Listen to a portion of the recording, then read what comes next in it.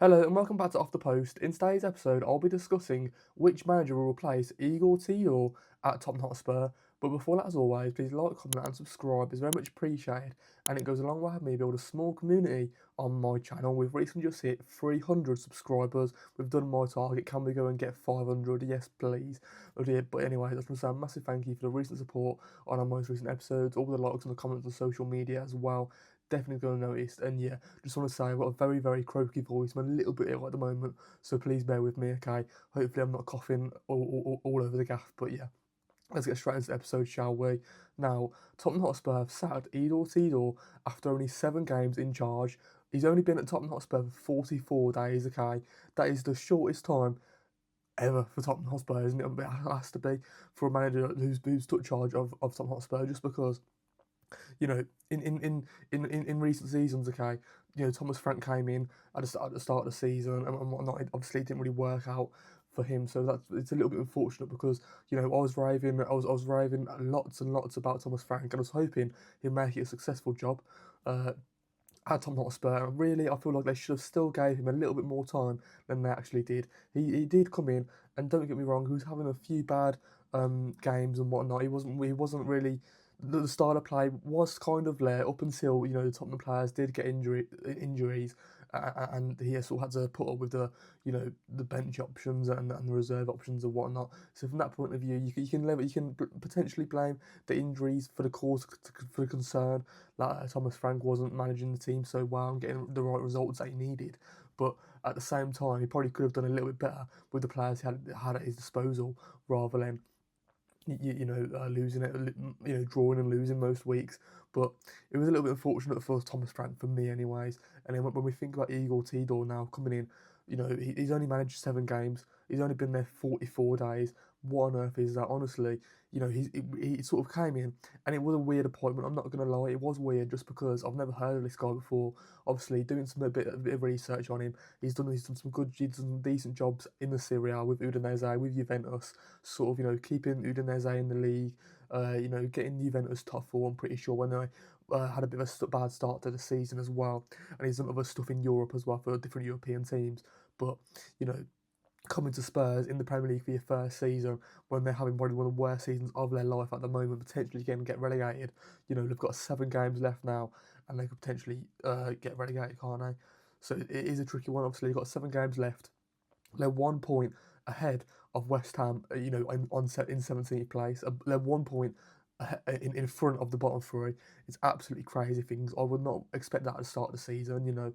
For whatever reason, Igor Tigor's come in, and Spurs they've just gone up. They've just had this wave of being absolutely miserable again, haven't they? They've been awful this season. They can't get enough goals to score. They can't create enough chances to score the goals. They can't keep enough clean sheets.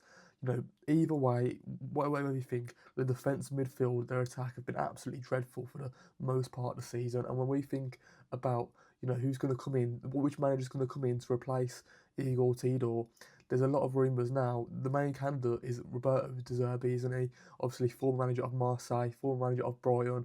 He's had a few decent spells here and there in the Premier League, in League One as well. He has looked good. He's got a very progressive attacking style of play, hasn't he?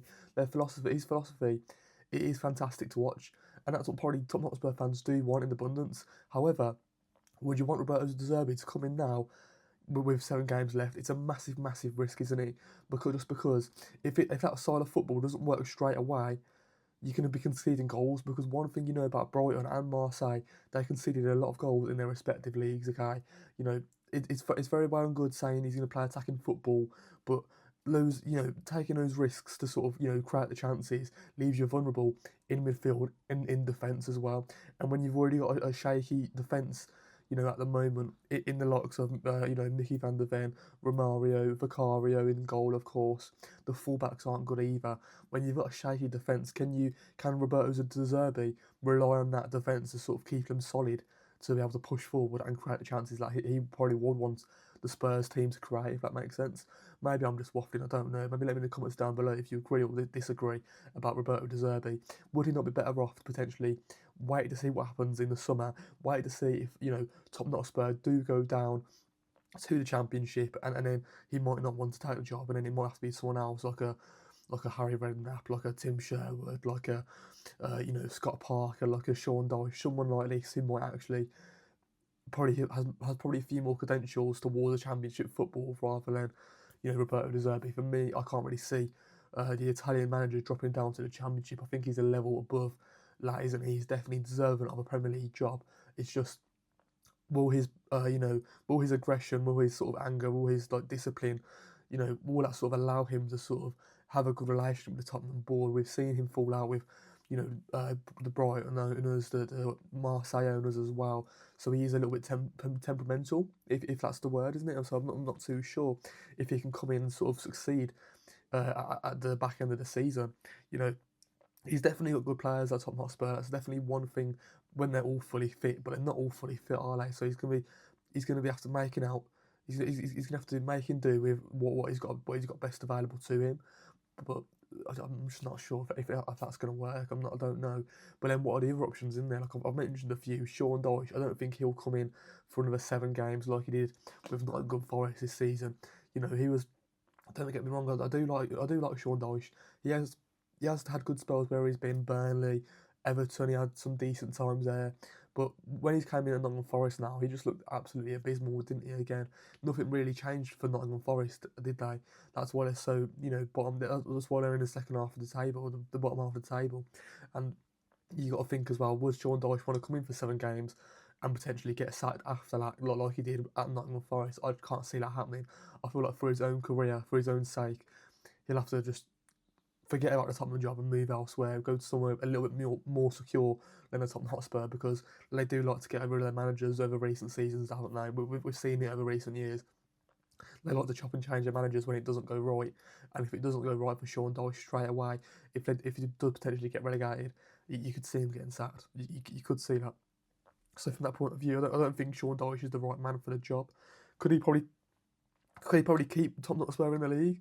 Potentially, because they do have some half decent players there, but he'll definitely, make Tottenham Hotspur solid at the back. He'll definitely, probably, hopefully, stop them from conceding goals. But again, it's a shaky defence. You never know with these defenders. They just don't look like they want to defend or know how to defend at the moment. With their poor run of form, at least, anyway. But without Sean Dyche, you got Scott Parker, you got Tim Sherwood, you've got Harry Redknapp, you've got all these other managers that haven't really managed in recent seasons. They're not really great options compared to Roberto De Zerbi. So for me, I think he probably is the best option. It's more about now sort of trying to convince him to start now rather than in the summer, because there was all that debate where he was going to wait out for the end of the season and then assess his options in the summer, which is fair enough to him. And I don't, and then I've also read where Tottenham are sort of in advanced talks to sign the Italian manager, and they're trying to potentially give him some like relegation clause bonuses if they stay up in the league. He'll get some extra money and whatnot. I don't know how true that is, but that's just what I've read. So we have to wait and see if that does happen or not. So for me, I think he's a good manager. It's just whether or not he can keep him defensively solid and sort of change up his philosophy almost a little bit, just to almost benefit what Tottenham need right now. If they can if he can sort of make them solid at the back, keep them defensively solid, resolute, and all that sort of good stuff, and keep Tottenham in the league, then next season I think he'll just go up leaps and bounds almost. But again, it's always a tricky one when we discuss who's going to be the next Tottenham manager. This is going to be their third manager this season, after Thomas Frank, after Igor Tudor. So it's always going to be a tricky one. You've got 7 games left to get it right, and you need to get it right for Tottenham Hotspur, don't they? This next appointment will literally make or break their Tottenham Hotspur Premier League career, almost, if you like. And would you want to risk it all on Roberto De Zerbi, a manager that has always seamlessly fallen out with, the owners at his previous clubs, a manager that does play nice attacking football, would fit Tottenham Hotspur in a season that if they started the season next season and got home, fantastic. It's a clean state, isn't it? If they got him at the start of next season, it's a clean state. If they got Roberto De Zerbi at the start of next season, it'll be a clean slate almost, won't it? They'll be on 0 points. They can just go again and work through the season and get better throughout the season. But now they've got to win every single game possible to stay in the Premier League, don't they?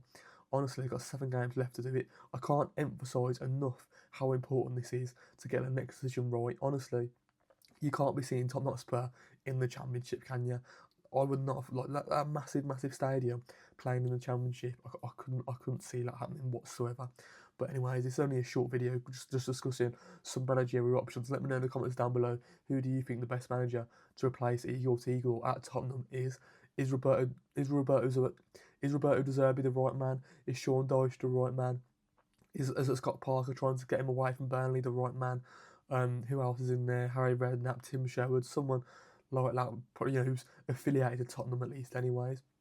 But yeah, before that, as always, please like, comment, and subscribe. It's very much appreciated. Goes a long way for me, build a small community on my channel. We've recently just hit 300 subscribers. We're only 200 away from getting my main target, 500. Can we go and smash it? Hopefully we can. I'll be absolutely over the moon. I'll be so buzzing. But yeah, just want to say a massive thank you for the recent support on our most recent episodes. All the likes and the comments on social media as well. Definitely going to notice. And yeah, just want to say thank you because I've been very ill this episode with a croaky voice. So thank you for bearing with me. Hopefully we'll be back fighting fit for the next video on Friday. But yeah, let's just say I hope you have a good rest of your day. I'll see you guys in the next one. Peace out.